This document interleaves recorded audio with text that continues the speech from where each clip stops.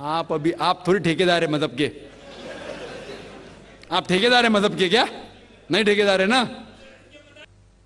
आपने 12-13 साल से इसमें स्टडी कर रहे हैं, पर जो किताबों के आपने पढ़े हैं, आपने ये जांच की वो किताबें किसने लिखी हैं? ओ भाई साहब ना, बिल्कुल सही भाई साहब।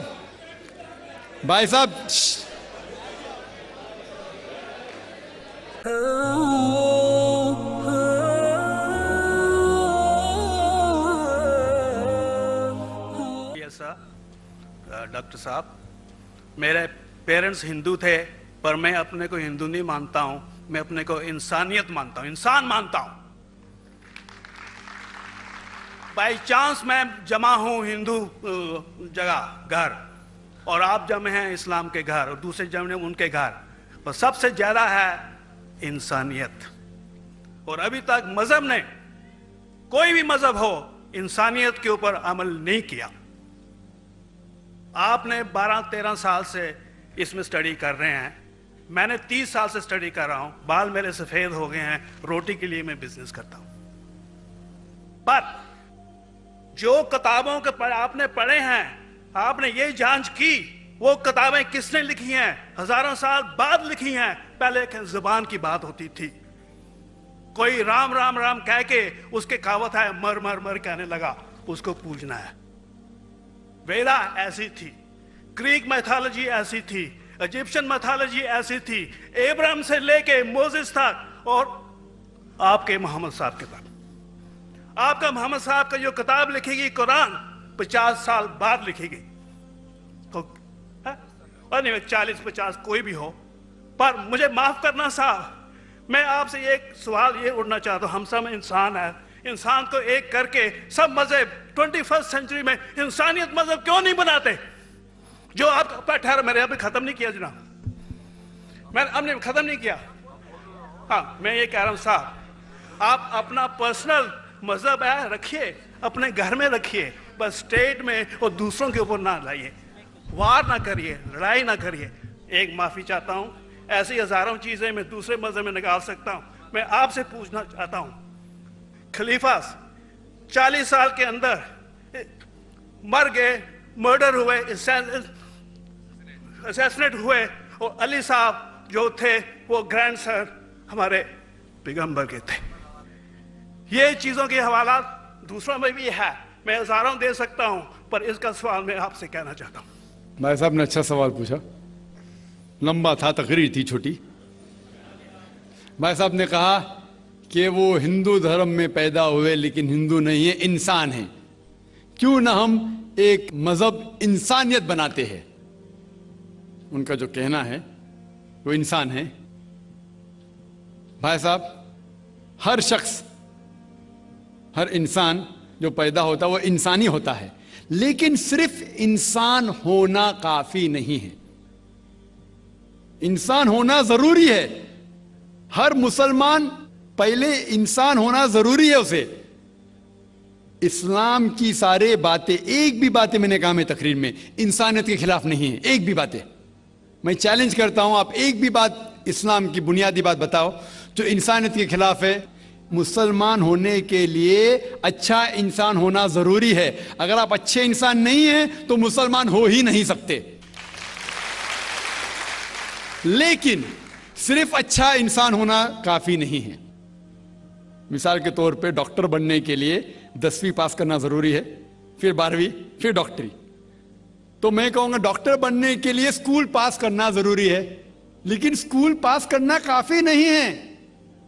तो इस्लाम में अच्छा मुसलमान बनने के लिए अच्छा इंसान बनना जरूरी है, लेकिन सिर्फ अच्छा इंसान बनना काफी नहीं है। समझ रहे? क्यों? क्योंकि इंसान को जिसने पैदा किया उसकी इबादत करना जरूरी है। जिसने आपको पैदा किया, जिसने आपको पैदा किया, उसकी अगर आप इबादत नहीं करेंगे तो इंसानियत के नाम पे कलंक है। आप कहते हैं कि मजहब, जितने मजहब है सब भेदभाव पैदा करता है, नफरत पैदा करता है। आपने कहा, शंकराचार्य ने बिल्कुल सही कहा। शंकराचार्य ने कहा कि कोई भी मजहब नहीं सिखाता कि आपस में भेदभाव करना। उनकी भी स्टडी है, मेरी भी स्टडी, आपकी भी स्टडी है। आपने कहा कि मैंने 10-12 साल किया, आपने 30 साल किए। अगर आप 30 साल किए उसका मतलब नहीं कि आप मुझसे अच्छे हैं, जरूरी नहीं। मैंने नहीं कहा कि आपने कहा, मैंने ये भी नहीं कहा कि आपने कहा। मैंने कब कहा कि आपने कहा? मैं कह रहा हूं, मैंने कब कहा कि आपने कहा? मैं कह रहा हूं क्योंकि आपने कहा कि अब 30 साल की स्टडी की। मैं हिंदू मजहब पे भी चंद साल के अल्हम्दुलिल्लाह सुम्मा अल्हम्दुलिल्लाह कई शंकराचार्य से बात की, कई स्वामी जी से बात की, कई प्रीस्ट और फादर से अमेरिका में की। मैं तो अभी तक जवान हूं माशाअल्लाह, अल्लाह का फजल है, अल्लाह का फजल है। आपने कहा कि मजहब भेदभाव करता है, यह कहना बिल्कुल गलत है। मजहब भेदभाव नहीं करता। जो मजहब के मानने वाले हैं वो मजहब को सही तरीके से नहीं समझते हैं, इसीलिए भेदभाव पैदा करते हैं, वो अलग बात है। गलती है मजहब के मानने वाले की, मजहब की नहीं। ये कह रहे हैं कि मजहब की, मिसाल के तौर पे एक मर्सिडीज कार है, मर्सिडीज कार है, मुझे ये जानना है कि मर्सिडीज कार कितनी अच्छी है। तो एक ड्राइवर मर्सिडीज कार चलाते जो ड्राइविंग जानते ही नहीं और मर्सिडीज कार को ठोक देते, तो किसकी गलती है, मर्सिडीज गाड़ी की कि ड्राइवर की? अगर आपको जानना है मर्सिडीज कार कितनी अच्छी है तो आपको यह देखना चाहिए स्पेसिफिकेशन, उसका पावर कितना है, हॉर्स पावर कितना है, माइलेज कितना है, सेफ्टी मेजर कितना है। उसकी तहकीक करने के बाद आपको कहना चाहिए कि कितनी अच्छी मर्सिडीज कार है। अगर जानना चाहिए कितनी अच्छी है तो उसको बिठाओ जो ड्राइविंग जानता है। तो इसीलिए इस्लाम को जानने के लिए मुसलमानों को मत देखो, अगर देखना है तो मोहम्मद सल्लल्लाहु अलैहि वसल्लम को देखो। आप मुझे मत देखो, मुझे मत देखो, हमारे आज के मुसलमान को मत देखो।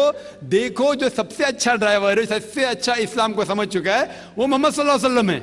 उनको देख के इस्लाम की तहकीक करो, और तहकीक करने के लिए आपको इस्लाम की किताब पे जाना पड़ेगा। और आपने जो कहा आखिर के अंदर कि सारी मजहब किताब बाद में लिखी गई, पहला कहना था, आप काफी हद तक के सही है, आप काफी हद तक के सही है कि आप बिल्कुल सही फरमाते, लेकिन यह कहना कि सारी मजहब की किताब उसमें गलती है।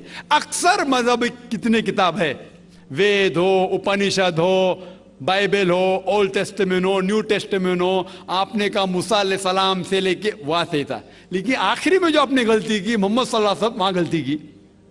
आखिर में आके आप अटक गए, आखिर में आके आप फंस गए। आपने शायद इस्लाम का मुताला सही तरीके से नहीं किया होगा, आपने शायद अरुण शुरू की किताब पढ़ी होगी। अगर आप कोई मजहब का मुताला करना चाहते हैं तो जो मजहब को समझ चुका है उसकी किताब पढ़ो। आप अगर अरुण शुरू की किताब पढ़ेंगे और इस्लाम के मुताला करा कहेंगे, ये किधर का सही फैसला है? मैं कहता हूं अरुण शुरू जैसे लोग की पढ़ी होंगी, क्योंकि जब भी कुरान नाजिल हुआ, जब भी कुरान की आयत नाजिल होती थी, मोहम्मद सल्लल्लाहु अलैहि वसल्लम अनपढ़ थे। जब भी कोई आयत नाजिल होती थी वो उसे याद करते थे और अपने साथियों सहाबा से उसकी तिलावत करते थे, और सहाबा फौरन उसे लिख लेते थे। तो मोहम्मद सल्लल्लाहु अलैहि वसल्लम की मौजूदगी में हर आयत लिखी जाती थी और वो उसे चेक कर, मिसाल के तौर पे इक़रा बिस्मि रब्बिकल लज़ी खलक़ आयत नाजिल हुई, उन्होंने याद किया, सहाबा से कहा, सहाबा ने लिखा इक़रा बिस्मि रब्बिकल लज़ी खलक़, पढ़ के सुनाओ, पढ़ा, हाँ सही। अगर गलती होती तुम्हारी टोक देते थे। तो मोहम्मद सल्लल्लाहु अलैहि वसल्लम की मौजूदगी में जब भी अल्लाह सुब्हाना व तआला आयत नाजिल करते थे वो याद करते थे और लिखवाते थे और चेक भी करते थे। सारा कुरान मजीद मोहम्मद सल्लल्लाहु अलैहि वसल्लम की मौजूदगी में लिखा गया। आप जो कह रहे वो हजरत उस्मान का जिक्र कर रहे, वही तो अफसोस की बात है, आपने सही मुताला किया ही नहीं।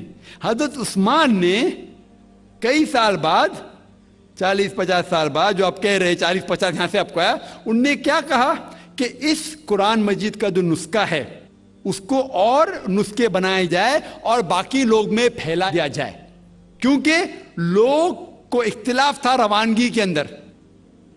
तो उसको दूर करने के लिए हजरत उस्मान रज़ियल्लाहु अन्हु उनने कहा कि जो नुस्खा मोहम्मद सल्लल्लाहु अलैहि वसल्लम की मौजूदगी में था, उनने अपनी बीवी को दिया, हजरत हफ्सा को, और जो हजरत उमर की बेटी थी उनके पास महफूज था, उनने लिया और सहाबा 5-6 साहबा जो जैद बिन थाबित रज़ियल्लाहु अन्हु, उनकी सदारत में उसकी नकल की, और ये नकल हुए नुस्खे को दुनिया के अलग अलग जगह पे फैलाइए। और एक नुस्खा अब भी मौजूद है कोप्टा की म्यूजियम में, कोप्टा की म्यूजियम इस्तांबुल में। तो आप जो जिक्र कर रहे हैं वो उतारे हुए कुरान शरीफ का जिक्र कर रहे, जो हकीकत में कुरान शरीफ है वो मोहम्मद सल्लल्लाहु अलैहि वसल्लम की मौजूदगी में लिखा गया था।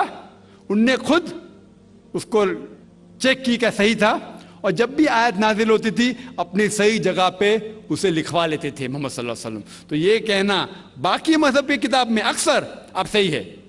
मिसाल के तौर के ऊपर बाइबल 70 ईयर्स बाद लिखा गया है, वेद वो सैकड़ों साल बाद लिखा गया है। कितनी पुरानी वेद है, कभी वेद आया दुनिया में ये किसी को पता ही नहीं। वो आपके हिसाब से, स्वामी दयानंद सरस्वती के हिसाब से 1310 मिलियन ईयर्स ओल्ड, 1310। आप थोड़ी ठेकेदार है मजहब के, आप ठेकेदार है मजहब के क्या? नहीं ठेकेदार है ना।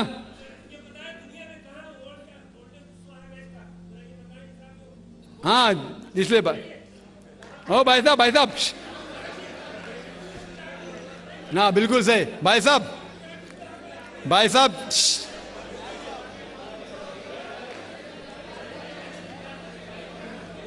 साहब, इसीलिए इख्तिलाफ जो है ये कम इल्मी के वजह से।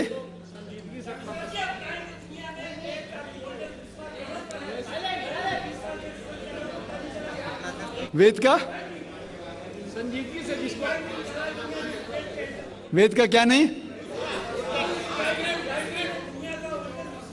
सब लोग चुप हो जाए। भाई साहब ने कहा कि दुनिया का सबसे ओल्डेस्ट स्क्रिप्ट वेद है, वो कुछ हिस्टोरियंस कहते हैं।